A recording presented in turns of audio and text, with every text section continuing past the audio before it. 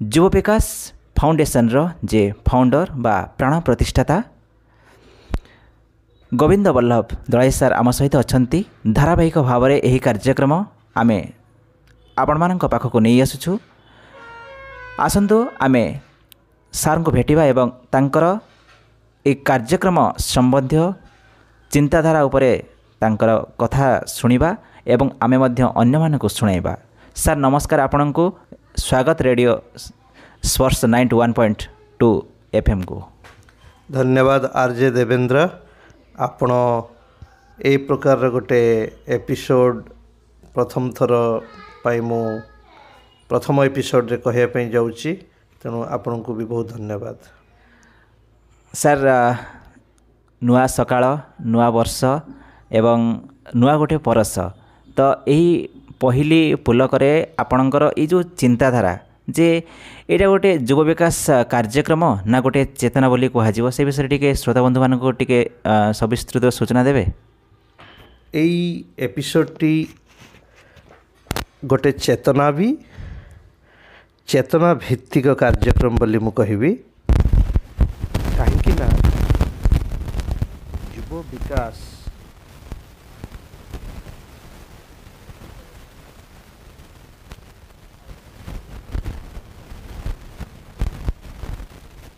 ଯେତେବେଳେ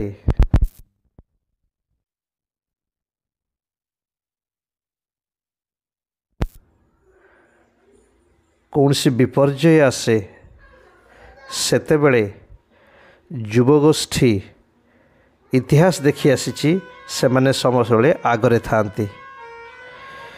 ଏଇଥିପାଇଁ ଏଇ ଯେଉଁ ଯୁବା ଅବସ୍ଥା, ଏ ଯୁବା ଅବସ୍ଥାରେ ଶୌର୍ଯ୍ୟ ଥାଏ, ବୀର୍ଯ୍ୟ ଥାଏ ଏବଂ ଆଉ ଯୁବ ପ୍ରାଣ ବି ଥାଏ, ଯେଉଁଥିପାଇଁ ଆମେ ଏଇ ଯେଉଁ ପ୍ରୟାସଟି ଆରମ୍ଭ କରିଛୁ, ଆମେ ଯେଉଁ କାଳଖଣ୍ଡ ଦେଇ ଯାଉଛୁ, ଏଇ କାଳଖଣ୍ଡରେ ସୁନାମିଠୁ ବଳି ପ୍ରଳୟର ସାମ୍ନା କରିବା ପାଇଁ ଆମେ ଯାଉଛୁ। ଏ ସମୟରେ ଯେଉଁମାନଙ୍କ ପାଖରେ ବୟସ ଅଛି, ଶକ୍ତି ଅଛି, ସାହସ ଅଛି, ସେମାନଙ୍କୁ ଉଦ୍ବୁଦ୍ଧ କରାଇବା ଏବଂ ସମାଜ ଗଠନମୂଳକ କାମରେ ଲଗାଇବା ପାଇଁ ଏହି ଯୁବ ବିକାଶ ଚେତନା ଭିତ୍ତିକ କାର୍ଯ୍ୟକ୍ରମର ଆରମ୍ଭ। ସାର୍, କହିବେ କି ଆମେ ବର୍ତ୍ତମାନ ଆପଣଙ୍କ ବ୍ୟକ୍ତିଗତ କଥା ଜାଣିବା ପାଇଁ ଚାହିଁବୁ ଯେ ଆପଣ ଏଇସବୁ ଚିନ୍ତାଧାରା କାହିଁକି ଆଣିଲେ ଏବଂ ଯୁବକମାନଙ୍କୁ ଆଗକୁ ନେବା ପାଇଁ ବା ସେମାନଙ୍କୁ ସମାଜର ଯେଉଁ ବିଭିନ୍ନ କ୍ଷେତ୍ରରେ ସେମାନଙ୍କୁ ଯେମିତିକି ସମାଜ ପ୍ରତି ତାଙ୍କର ଯେଉଁ ସମର୍ପିତ ମନୋଭାବ ରହିବ, ସେ ଯେଉଁ ଦିଗକୁ କାର୍ଯ୍ୟ କରିବା ପାଇଁ ଆପଣଙ୍କର ମନ କେବେଠାରୁ ବଳିଲା ଏବଂ କାହିଁକି ବଳିଲା, ସେ ବିଷୟରେ ଟିକେ କହିବେ। ପ୍ରଥମତଃ କହି ରଖେ, ଏଇ ଚିନ୍ତାଧାରା ମୁଁ ଯେତେବେଳେ ସ୍ନାତକ ଶିକ୍ଷା ପଢ଼ୁଥାଏ ଫକୀରମୋହନ ମହାବିଦ୍ୟାଳୟରେ ସମାଜ ବିଜ୍ଞାନରେ, ସେତେବେଳେ ଏ ଚିନ୍ତାଧାରାର ଗୋଟେ ଯେଉଁ ମଞ୍ଜି ପଡ଼ିଥିଲା, ସେତେବେଳେ ୟୁଥ୍ ରେଡ଼୍ କ୍ରସ୍ର ବିଭିନ୍ନ କାର୍ଯ୍ୟକ୍ରମରେ ଭାଗ ନେବା ସହିତ ଗ୍ରାମାଞ୍ଚଳ ଜୀବନ ସହିତ ଗୋଟେ ଆହୁରି ନିବିଡ଼ ପରିଚିତି ମୋର ହେଇଥିଲା। ଯଦିବା ମୁଁ ଗ୍ରାମାଞ୍ଚଳରେ ନିଜେ ବଢ଼ିଛି, ବିଶେଷ କରି ଯୁବା ଅବସ୍ଥାରେ ଯେତେବେଳେ ଏହି ପ୍ରକାରର ସମସ୍ୟା ସହିତ ଆଧାରିତ ପ୍ରଶ୍ନ ମୋ ମନରେ ଆସେ, ମହାବିଦ୍ୟାଳୟରେ ଆମେ ଆମ ଶିକ୍ଷକମାନଙ୍କୁ ଏ ବିଷୟରେ ପଚାରୁ, ଏ ବିଷୟରେ କୌଣସି ସବିଶେଷ ଆଲୋଚନା କରିବା, ଡିବେଟିଂ ସୋସାଇଟି କରିବା, ଏସବୁର କୌଣସି ସ୍କୋପ୍ ନଥିଲା। ମୁଁ ଯେତେବେଳେ କଲଚରାଲ ସେକ୍ରେଟାରୀ ଥାଏ, ମନୋଜ ଦାସ, ପ୍ରଥିତଯଶା ଲେଖକ, short story writer, Padma Vibhushan, Padma Shri Manoj Das ଆସିଥାନ୍ତି। ସେ এই ବିଷୟରେ ଗୋଟେ ବହୁତ ବଢ଼ିଆ ସନ୍ଦର୍ଭ ରଖିଥିଲେ। ଏ ମାଟିର, ଏ ଅଞ୍ଚଳର ଜଣେ ଦାର୍ଶନିକ ସିଏ। ଏବଂ ସେ ଜଣେ ଯୁବ ଛାତ୍ର ନେତା ବି ଥିଲେ। ସେତେବେଳେ ମୋର ଗୋଟେ ମନେ ଅଛି ତାଙ୍କର ଗୋଟେ ଫେମସ୍ ଡାଇଲଗ୍ ଯେ ପିଲାମାନେ ଆମେମାନେ ବି ବଦମାସି କରୁଥିଲୁ, ଆମେ ଯେଉଁ ଆଜି ଷ୍ଟେଜ୍ରେ ଅତିଥି ହେଇ ଆସିଛୁ ତା ଅର୍ଥ ଆମେମାନେ ଆମ ଯୁବ ଅବସ୍ଥାରେ ବି ପୁରା ଏମିତି ସମ୍ଭ୍ରମତାର ସହକାରେ ସବୁ କରୁଥିଲୁ ବୋଲି ନୁହଁ, ଆମେମାନେ ବି ବଦମାସି କରୁଥିଲୁ, କିନ୍ତୁ ସେଇଟା ଥିଲା ବୌଦ୍ଧିକ ବଦମାସି। ଯୁବା ଅବସ୍ଥାରେ ବୌଦ୍ଧିକ ବଦମାସି କରାଯାଏ, ବିଭିନ୍ନ ସମସ୍ୟା ଉପରେ ଡିବେଟିଂ ସୋସାଇଟି କରିବା।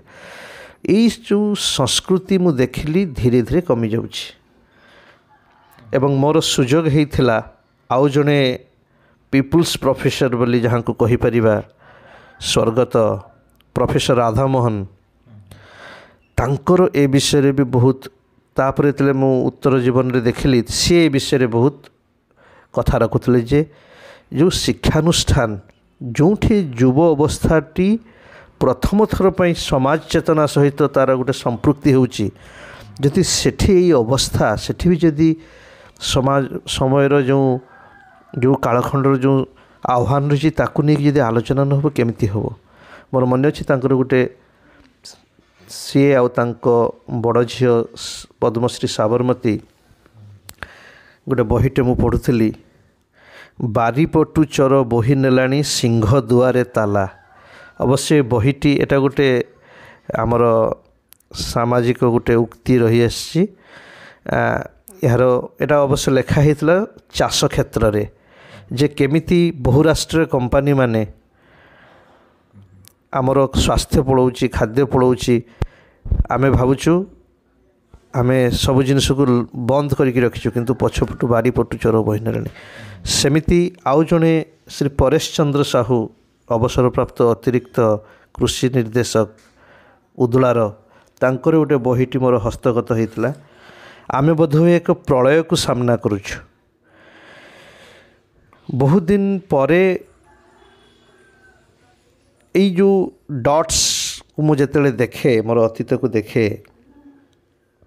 ଏ ବିଷୟରେ ମୋତେ ସ୍ମରଣ କରାଇ ଦିଏ ମୋର ସ୍ୱର୍ଗତ ପିତା ମାନସ ରଞ୍ଜନ ଦଳାଇ, ଯିଏ ଜଣେ ଶିକ୍ଷାବିତ୍ ଥିଲେ। ସେ ଛୋଟବେଳୁ କହୁଥିଲେ ତମେ ଯେତେ ଶିକ୍ଷା ଆହରଣ କର କିନ୍ତୁ ଭାରତବର୍ଷ ତା'ର ଗାଁରେ ବଞ୍ଚି ରହିଛି, ଗୋ ବ୍ୟାକ୍ ଟୁ ଭିଲେଜ୍। ଏ ସମସ୍ତ କଥାକୁ ମୁଁ ଏବେ ସ୍ମରଣ କରୁଛି ଏବଂ ଏଇ ଯେଉଁ ଯୁବ ବିକାଶ କାର୍ଯ୍ୟକ୍ରମ, এই যুব বিকাশ মাধ্যমে যুব চেতনার উন্মেষ করাইকি এই এপিসোডକୁ গোটে যুব চেতনার অফুরন্ত উৎস ভাবে প্রতিপাদিত করিয়া পাই, কার্যক্ষম করিয়া পাই এই প্রয়াস আরম্ভ হয়েছে।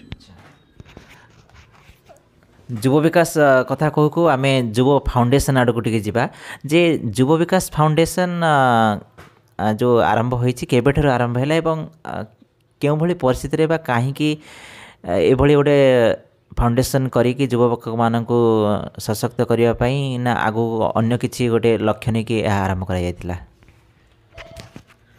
ଯୁବ ବିକାଶ ଫାଉଣ୍ଡେସନ୍ର ଯଦି ଆପଣ ମଞ୍ଜି କହିବେ, ଯେଉଁ ଆମେ କହୁ ଭ୍ରୂଣ ସଞ୍ଚାର, ସିଏ ହେଇଥିଲା ମୁଁ ଯେମିତି କହୁଥିଲି ମୋର +3 ଫାର୍ଷ୍ଟ ଇୟର୍ 2003 ମସିହାରେ ଯେତେବେଳେ ଆମ ଗାଁରେ ରଜ ଉତ୍ସବ ହେଉଥାଏ, ସେତେବେଳେ ଆମେ ଗୋଟେ ସାଂସ୍କୃତିକ କାର୍ଯ୍ୟକ୍ରମ ସହିତ ସମାଜ ଚେତନାଧର୍ମୀ କିଛି କାର୍ଯ୍ୟକ୍ରମ ନେଇଥିଲୁ। ଯେମିତିକି ଜାତି ପ୍ରଥା କେମିତି ଓହରିବ, ଶାଶୁ ବୋହୂ ଲଡ଼ୁ ପ୍ରତିଯୋଗିତା। ରଜ ସଂକ୍ରାନ୍ତିରେ ପ୍ରଥମ ଥର ପାଇଁ ଆମ ଗାଁରେ ଗୋଟେ ଅଦ୍ଭୁତ ମାହୋଲ ସୃଷ୍ଟି କରାଯାଇଥିଲା ଏବଂ ସେତେବେଳେ ଆମେ ଦେଖିଲୁ এই যুব প্রয়াসକୁ যেମିତି ଆମ ସମାଜରେ ରହିଛି ସେମିତି ଗାଁରେ ବି ରହିଛି। ବହୁ ପ୍ରକାରର ଟାହି ଟାପରା, ଯେମିତିକି କହନ୍ତି ବଡ଼ ବଡ଼ ଗଲେ ଫସର ଫାଟି, ସାନ ଆସିଲେ ବେସର ବାଟି। ଆମେ ଏମିତି ସେ ଗେମ୍ସକୁ ଡିଜାଇନ୍ କରିଥିଲୁ ଯେ ଶାଶୁ ବୋହୂ ଲଡ଼ୁ ପ୍ରତିଯୋଗିତାରେ ଯିଏ ହାରିଯିବ ସେ ଜିତିଥିବା ଘରକୁ ଯିବ, ସେ ଯେଉଁ ଜାତିର ବି ହେଇଥାଉ ନା କାହିଁକି, ଯାହାଫଳରେ ଏଇ ଯେଉଁ ଅନ୍ୟ ଘରେ ନ ଖାଇବା, अन्य घर को न जीवा माने खेल खेल माध्यम गोटे समाज भितर केमती परिवर्तन आनी हे प्रकार गोटे चिंताधारा करूँ से समय रे आमे चिंता कलु एवं परे जेतले मु टाटा सामाजिक विज्ञान संस्थान बॉम्बे रे पाठ पढ़ली आमे देखिलु जे कौनसी गोटे युव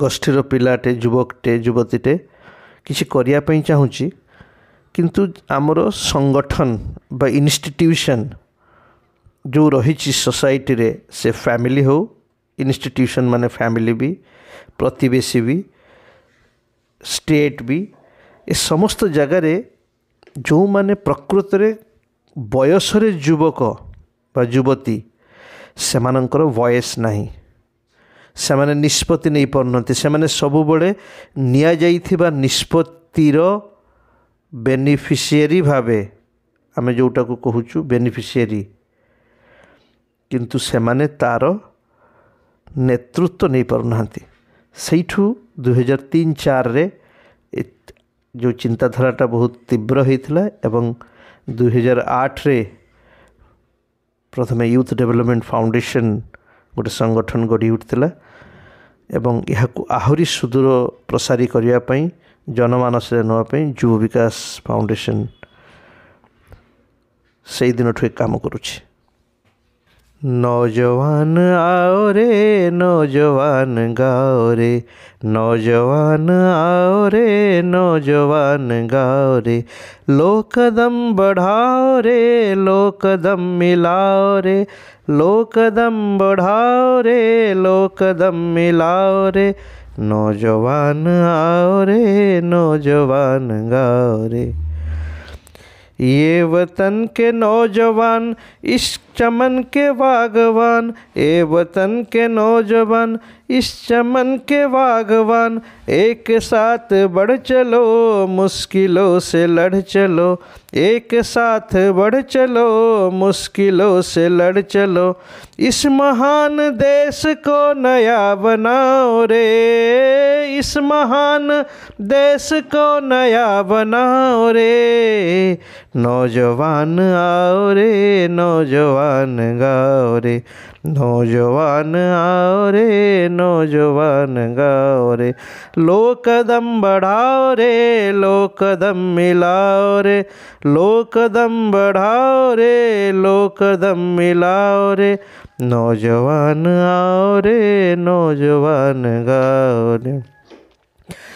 धर्म की दुहाइयाँ प्रांत की जुदाइयाँ धर्म की दुहाइयाँ प्रांत की जुदाइयाँ भाषा की लड़ाइयाँ पाट दो ये खाइयाँ भाषा की लड़ाइयाँ पाट दो ये खाइयाँ एक माँ के लाल एक निशान उठाओ रे एक माँ के लाल एक निशान उठाओ रे नौजवान आओ रे नौजवान गाओ रे नौजवान आओ रे नौजवान गाओ रे। एक बनो नेक बनो खुद की भाग्य रेख बनो एक बनो नेक बनो खुद की भाग्य रेखा बनो सर्वदोई के तुम हो लाल तुमसे ये जगह निलाल सर्वदोई के तुम हो लाल तुमसे ये जगह निहाल शांति के लिए जहाँ के तुम जगाओ रे शांति के लिए जहाँ को तुम जगाओ रे नौजवान आओ रे नौजवान गाओ रे। देश की ताकत नौजवान देश की इज्जत नौजवान माँ निहारती तुम्हें माँ पुकारती तुम्हें माँ निहारती तुम्हें माँ पुकारती तुम्हें श्रम के गीत गाते जाओ हंसते मुस्कुराते जाओ श्रम के गीत गाते जाओ हंसते मुस्कुराते जाओ कोटि कंठ एकता के गाना गाओ रे कोटि कंठ एकता के गान गाओ रे नौजवान आओ रे नौजवान आओ रे, नौजवान आओ रे नौजवान गाओ रे, लोकदम बढ़ाओ रे लोकदम मिलाओ रे, लोकदम बढ़ाओ रे लोकदम मिलाओ रे, नौजवान आओ रे नौजवान गाओ रे।